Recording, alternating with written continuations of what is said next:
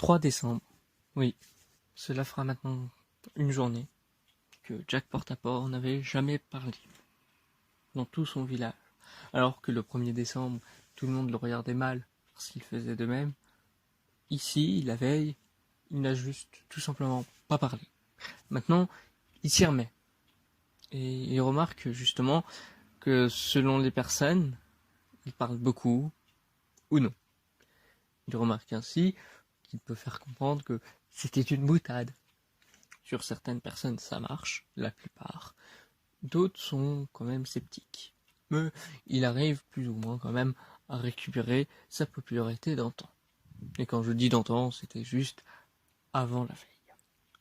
On peut également remarquer que tout se passe bien en ce 3 décembre. Finalement, il avait toujours son petit stress quotidien, mais là, il était moins persistant que ces 2 derniers jours. Pour dire, il avait entamé des discussions. Mais jusqu'à un moment. Une discussion avec une personne, avec Tristan Shaftosat, oui, c'est un nom assez bizarre, mais en fait, c'est pour ceux qui demandent, en fait, il s'appelle Jean Tristan Chat. Voilà. Ne cherchez pas, c'est vraiment véridique. J'ai fait des recherches sur des wikis et tout. Oui, il aurait vraiment parlé à cette personne.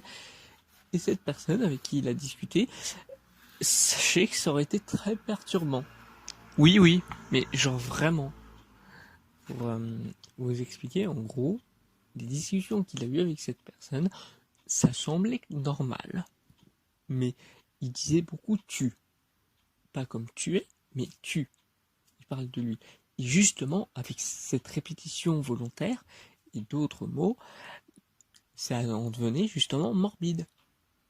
Et il était. Et du coup, c'est à partir de là où il commençait à être paranoïaque.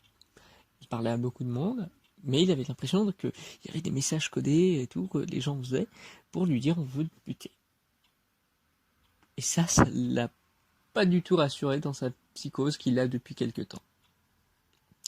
Il ne sait, et du coup, il a déjà des idées pour les jours à venir, pour essayer de trier qui pourrait être safe, qui ne pourrait ne pas l'être.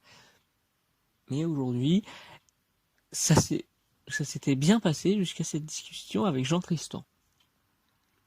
Il sait pas vraiment comment réagir, pour être franc. Il est plus ouais.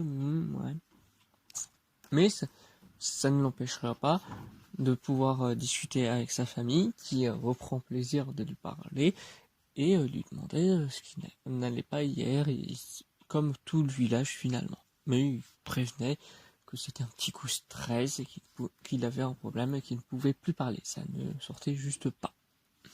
Bon, encore une fois, hein, comme dit, il y avait des sceptiques, mais la plupart des gens étaient, oui, c'est un vieux monsieur, c'est compréhensible. Mais là où ça a changé quand même du tout au tout, à part la discussion avec Jean Tristan, c'est le fait qu'il commençait à avoir un sentiment qu'il n'a jamais vraiment fait. Le fait de pleurer. Là, je ne parle pas juste de pleurer de bonheur comme quand il a eu ses 2 enfants, se marier, etc. Non. Là, vraiment pleurer. Des larmes et des larmes. Sans vraiment savoir pourquoi.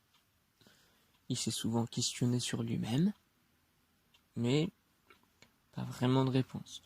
Les discussions avec les gens tout autour le rassuraient, plus ou moins, à part avec les sceptiques.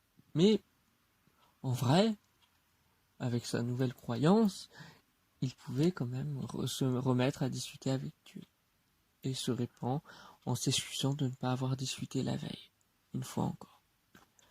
Mais, ici comme partout, ça ne gênait pas vraiment des gens. Et il n'y avait ici aucun sceptique. Même le prêtre lui disait que c'était peut-être parce qu'une chose horrible allait lui arriver, et Jack Portaport n'osait pas lui dire les méandres de ce qu'il pensait, mais lui faisait comprendre qu'il avait peur de cela. Le prêtre, du coup, pensa évidemment que c'était juste pour sa vieillesse, par rapport à celle-ci. Rien de bien horrible comme un meurtre.